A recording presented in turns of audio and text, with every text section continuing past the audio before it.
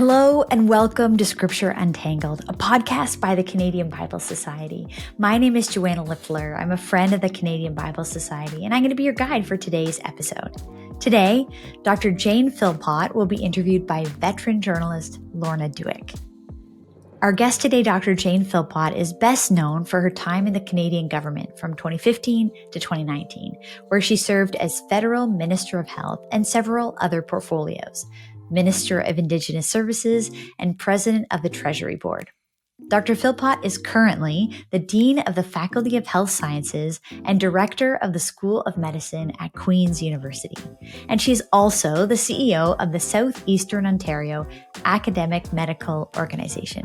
So on this episode of Scripture Untangled, Lorna Dueck interviews Dr. Philpott about her Christian faith and about her new book, Health for All, A Doctor's Prescription for a Healthier Canada. Enjoy the conversation. Well, Dr. Jane Philpott is advocating for an ambitious challenge to Canada. She is prescribing a once-in-a-generation reset of Canadian health systems.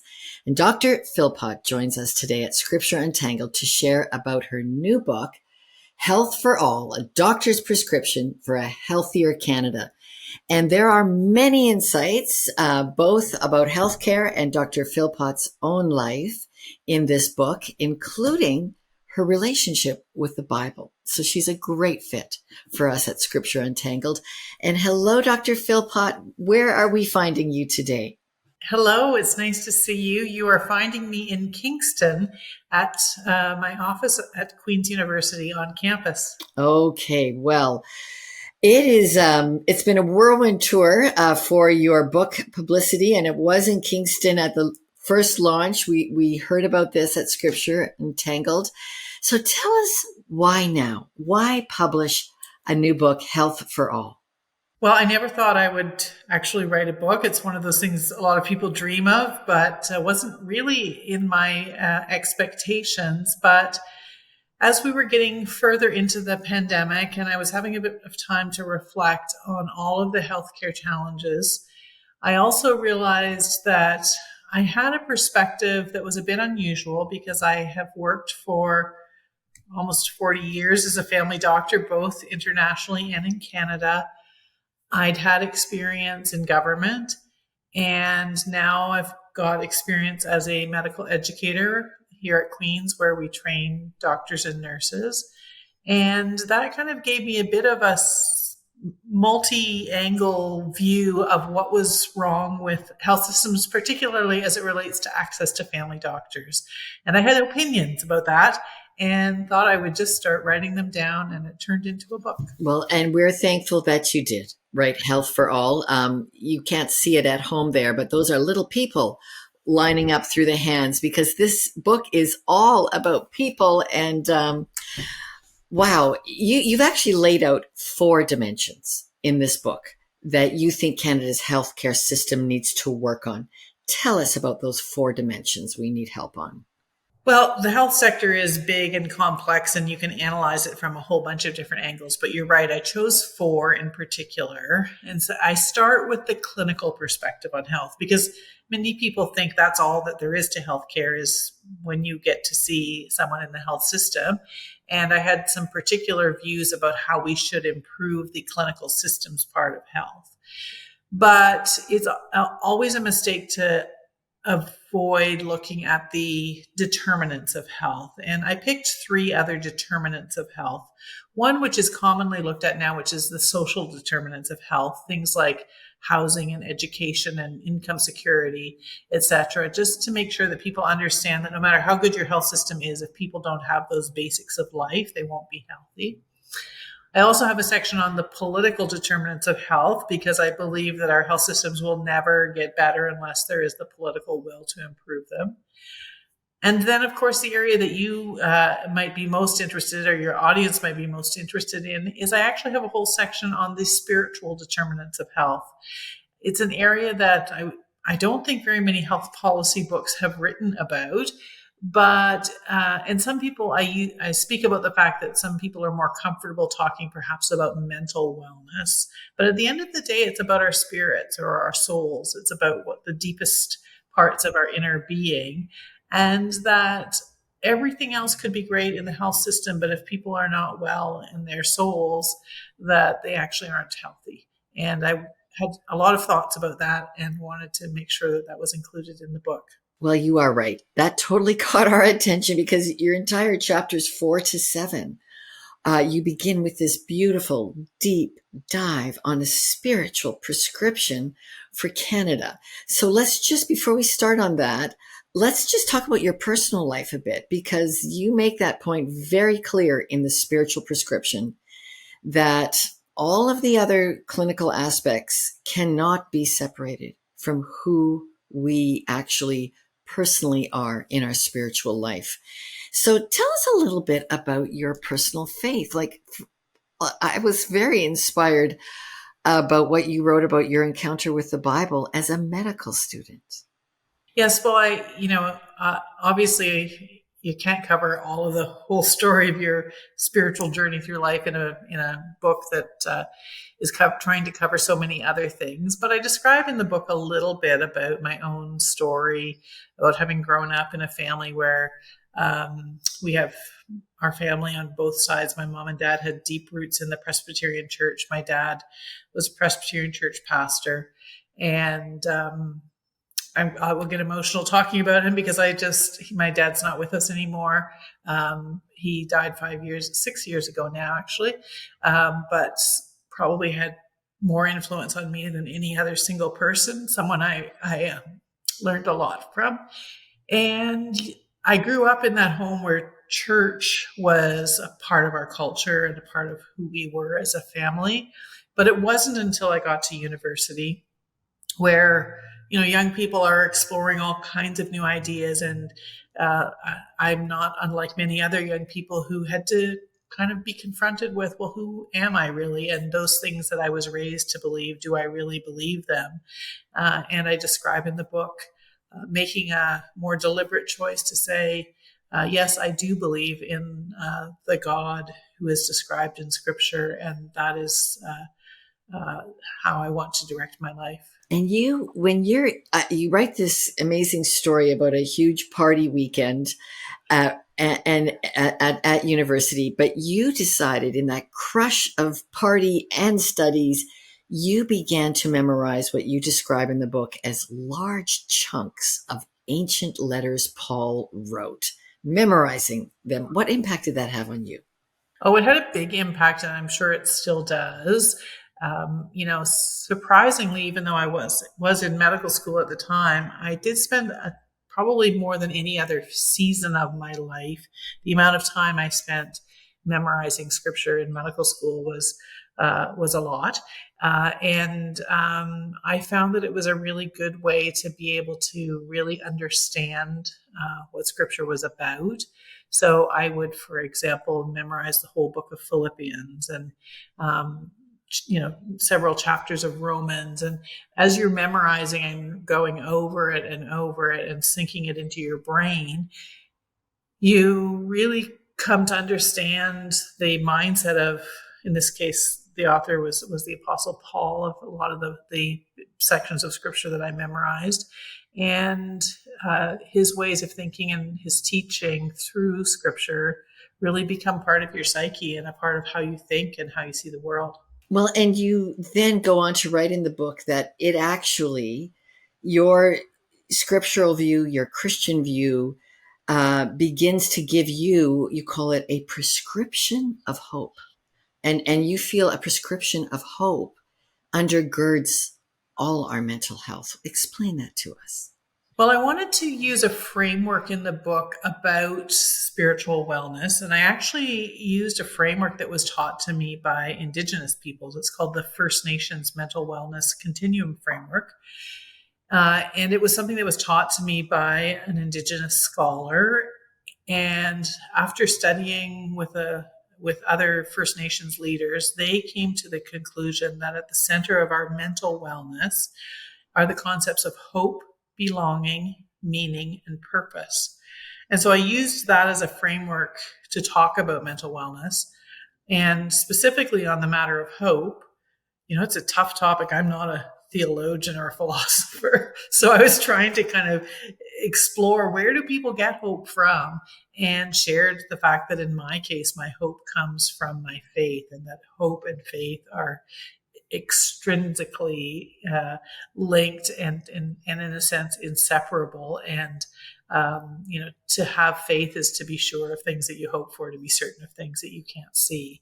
And so I shared the fact that is where I get my sense of hope that allows me to be able to be mentally stable, to the extent possible. Okay. Well, and was it your Christian hope that was also part of your decision in 1990 for you and your husband, Pep, to go work at a mission hospital in Niger? Very much so. My husband, interestingly, also grew up in the Presbyterian tradition in his family in Ottawa. And once we were married and had decided that we wanted to work somewhere abroad, we explored different options and decided that we wanted to go to work in Sub-Saharan Africa with a faith-based organization. And we explored a few options, but ended up working with SIM International for 9 years. SIM. It is a very difficult and gripping read in chapter 6 about the tragic death of your 2.5-year-old daughter, Emily, in Niger. And I'm going to just read here from page 108, where you write, "It was the worst day of my life. It was the day that set the course for the rest of my life's work." Can you tell us about the loss of Emily? Well, it's a bit of a long story, and so of course the chapter goes through it in some detail. But it really was the worst day of my life, and I think my husband would say the same thing. Our beautiful little 2.5-year-old daughter woke up one morning with fever and vomiting. And we were living in Niger in West Africa, where things like malaria and other infectious illnesses are very common.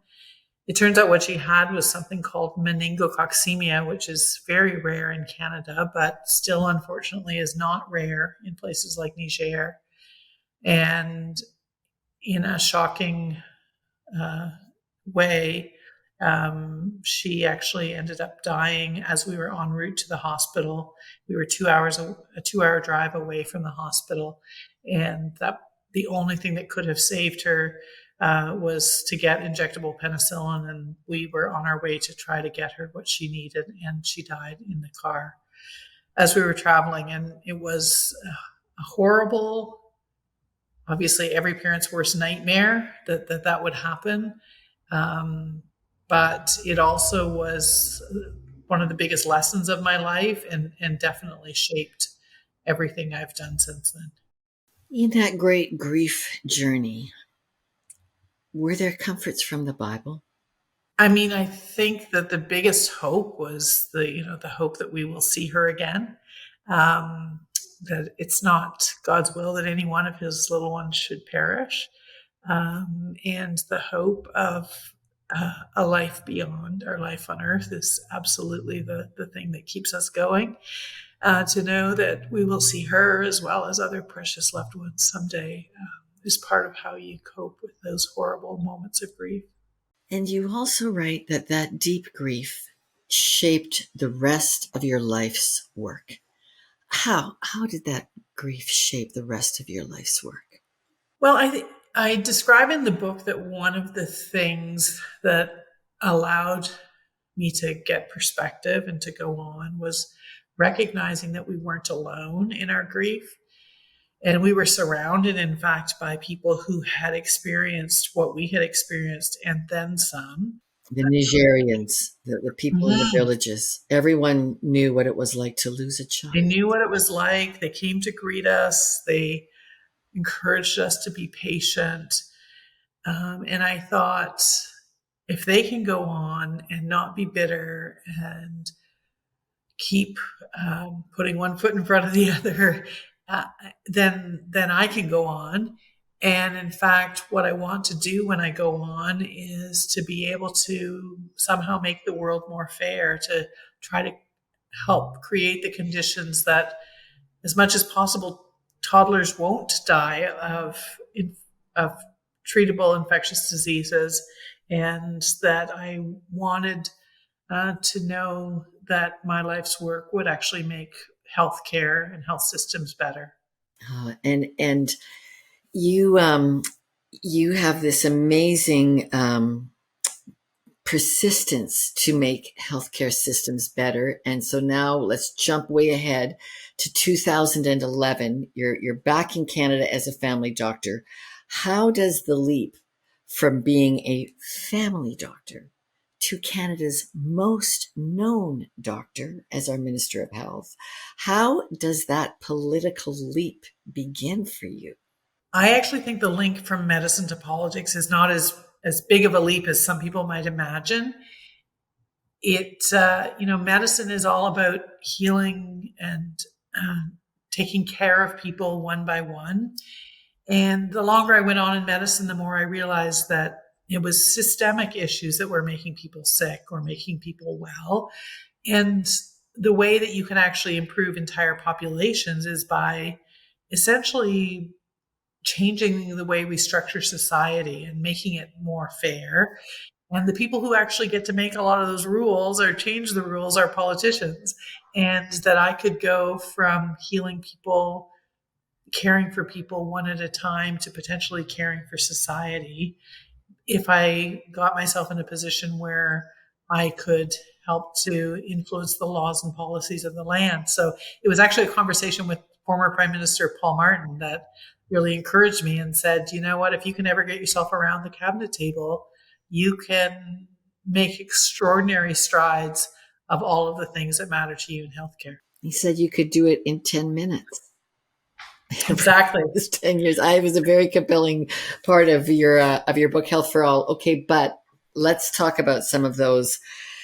Let's just jump in on a few things, because as Minister of Health, your guiding policy, which is legalizing marijuana in Canada. So that's the 2015 Liberal promise. It seems like a long time ago now, but it was a big, big deal then to legalize cannabis.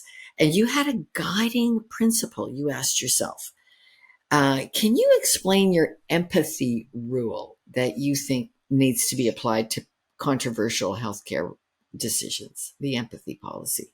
Well, I think what you're getting at, and I describe this in the book, is, drug policy is a tough conversation. And sometimes I think for people of faith, it's particularly tough. And, there are a lot of people who think we should just, throw the book of the law at people who are caught in, using substances. But I, because of my experience with patients and getting to know individuals, have what I think of as a compassionate approach to drug policy. And I've known many, many people, mostly patients, who are dependent on substances, who through really no fault of their own, through the traumas that they've experienced in life, that they get themselves addicted to medicine. And it's extremely hard to be able to deal with that. And when I think about some of those policies that people find so challenging, like the access to supervised consumption sites, for example, my guiding principle that I think you're referring to is I think about, what would I want if this person who was addicted to substances was my sister or my child or my parent? I would want them to stay alive, most of all, and to hope that things would get better for them. And that's what I want for every single person in this country who struggles with addiction, is to be able to have people treat them with compassion as human beings and to believe that their life is of sacred value. We're just going to take a minute out of the conversation to tell you about the Bible course. Because whether you're a seasoned Bible reader or you're just starting on your journey, the Bible course offers a superb overview of the world's best-selling book. This 8-session course is going to help you grow in your understanding of the Bible. Using a unique storyline, the Bible course shows you how key events, books, and characters all fit together. It's great for in-person groups or digital gatherings. It really can be used anywhere you like. Watch the first session for free and review the accompanying course guide. Go to biblecourse.ca to learn more. biblecourse.ca, and the link will be down in the show notes. All right, another issue you had to navigate, sacred values, but also the Canadian value of compassion. And it's now June 2016. You write about this, 2016, June 2016, and you're now health minister overseeing the Supreme Court's mandate that there is legislation required on doctor-assisted death. And you warn, as a gripping, it's still up on YouTube, it's a very powerful moment where you turn to the cameras and you warn, you say about Bill C-14, this is a patchwork approach to the protection of the vulnerable as safeguards vary across the country. Are you still concerned about the implementation of MAID in Canada? It was a really difficult piece of legislation to write. I think that the version of the law that we tabled that was passed in June of 2016 was the best possible outcome under the circumstances. The Supreme Court had made it clear that if there wasn't a law, then they said people have to have access to medical assistance in dying. So you have an opportunity now to write a law that will put those safeguards around it. We worked very hard to try to make sure that people had that kind of access that they were asking for, but that we would respect the very serious risks to vulnerable people, including people with disabilities, for example.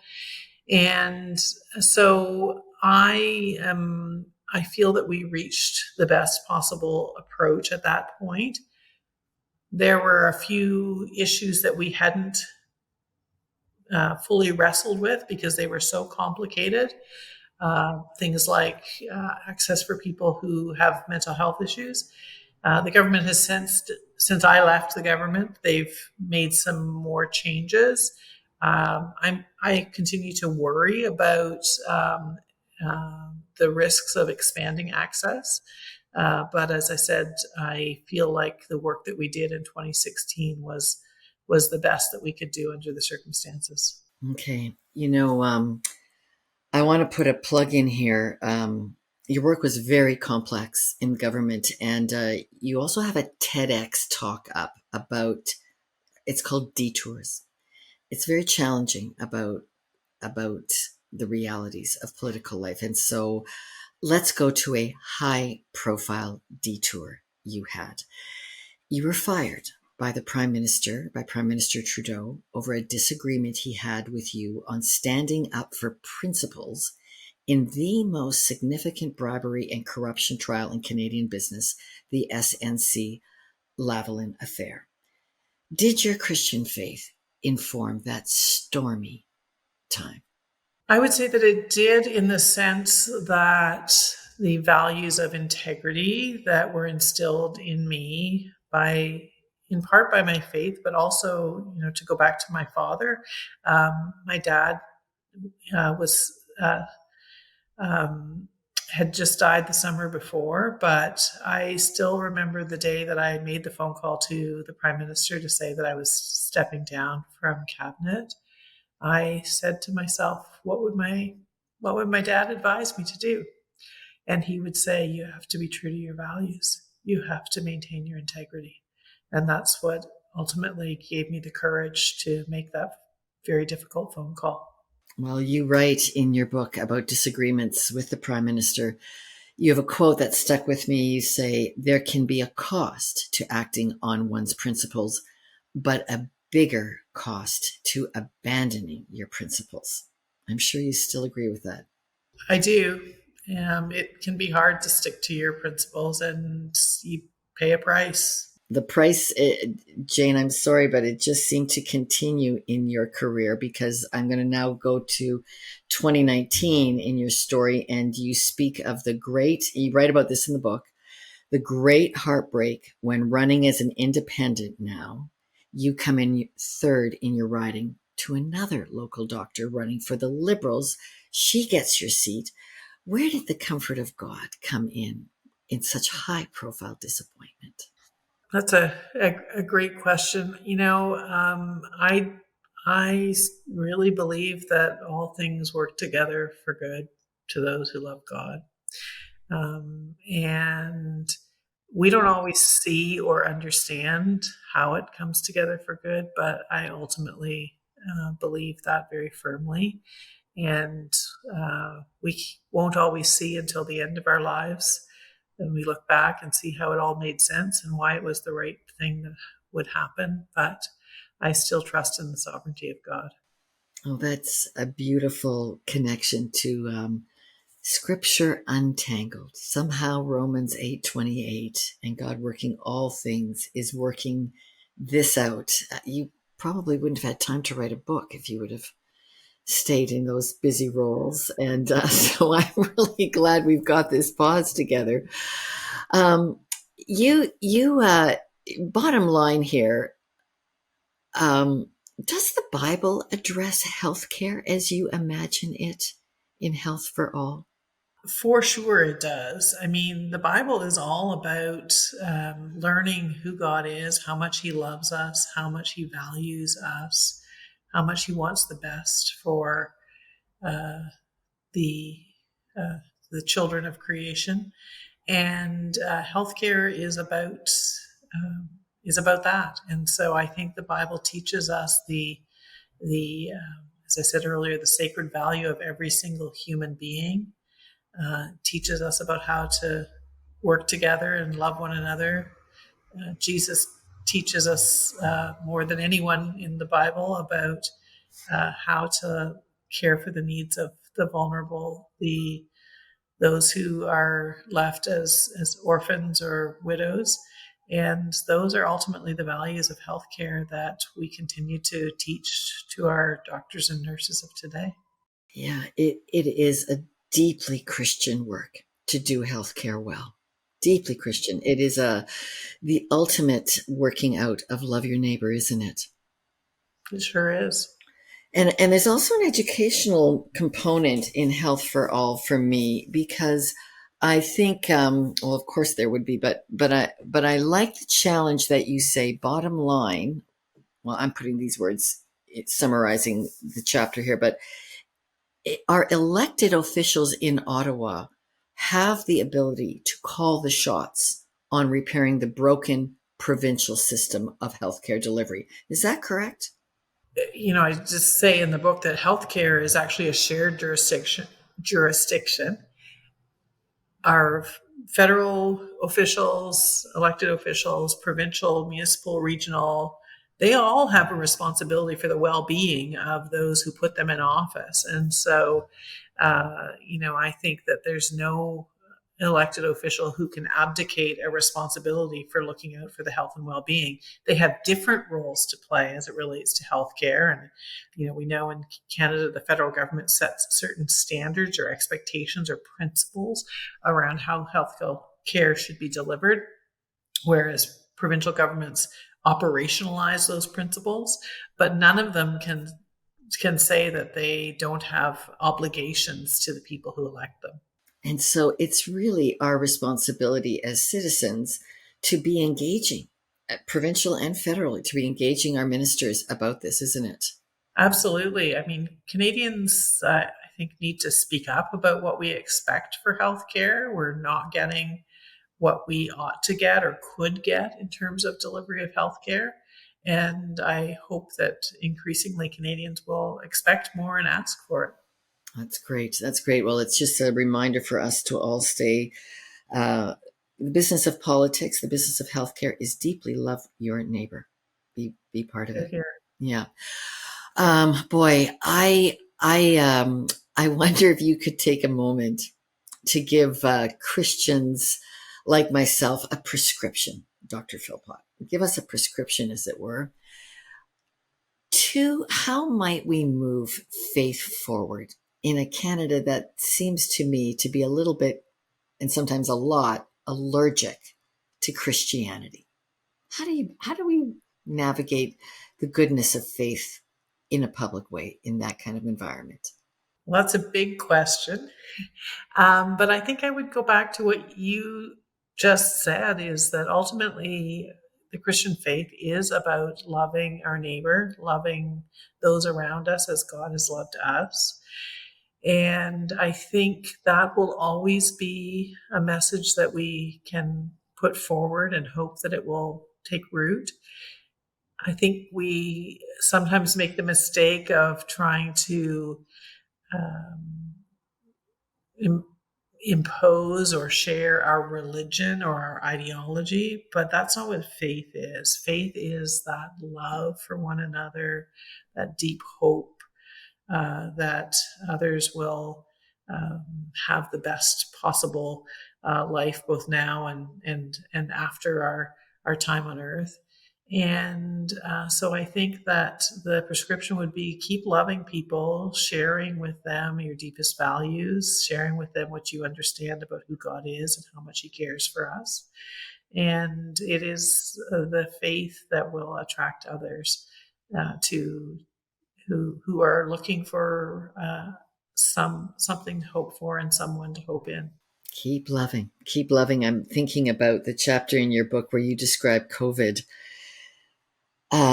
You had to just jump in COVID. There was a small a home for young adults with disabilities. Tell us what Canadians did for each other. Specifically, maybe start with what happened in your local town. There's panic. Well, I had quite an incredible experience early on in the days of COVID, and it was during the time after I was in government, but before I started my job here at Queen's University. And there was a call for help that came from this group home, which was home to 42 severely disabled adults, and 40 out of the 42 had COVID. And it was a scary time for everyone. And I said, my obligations as a physician, if not as a human being, were to go and do what I could to help. So it was a tough time. I'm sad to say that there were 6 of those adults who died ultimately because we had no treatment, and it was in the days before everything, before access to PPE and so many challenges that we faced. But I hope that we were able to prevent further suffering for many of those others who were suffered from COVID in those very early days. And I'm curious what spiritually is going through your mind, because while you're fully donned in PPE, you were, because you took your recent high profile as our health minister, now unemployed, volunteering in this crisis, and you talked to the media. The media was looking for COVID stories, and you were go to Jane. Everybody was. But that's part of love one another too, isn't it? Sticking your neck out and being willing to risk and give some opinions. And part of it is just using the fact that these are people who often aren't seen in society, right? So one of the tragic realities in the early days of COVID, it was highly vulnerable people, older people, disabled people who suffered the most, and they had so little voice, so little opportunity to say help.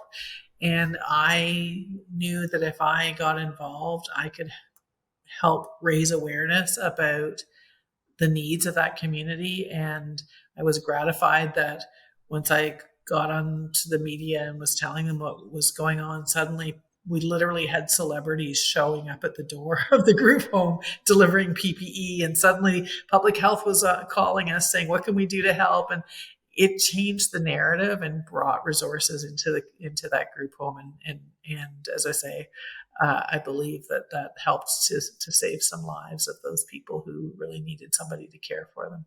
Yeah, bravo. Well done. Love one another in action. And I read this, and I joined something political after this. It's just a little family council project, but it was just like, I just realized when I read Health for All that Christian faith needs to be public. It needs to be public in the structures, doesn't it? We need to be open to talking about who we really are. Yeah, absolutely. Okay, who you really are is you've announced you're not going to be seeking a second 5-year term as Dean of Queen's Health Sciences. It's just a wonderful school, and I was all excited about the health projects you guys are planning there, and you're on the front line of training doctors and nurses, but you're not going to renew your term at the end of June 2025. What is next for you, Dr. Philpott? Well, I don't know for sure. But I've had an amazing time here at Queen's and looking forward to the next year here. I feel like there's time for one more season of work of some sort. I really, really care about healthcare in this country. I'm worried about the future of healthcare, and I believe that I can take those ideas that are in the book and hopefully try to implement them. So I don't know whether that will mean a return to politics or to public service in some other way. I'm currently exploring options, and hopefully sometime in the next year or so I'll have a bit more clarity on what that will look like. All right. Dr. Jane Philpott, thank you very much for being with Scripture Untangled. Thank you for having me.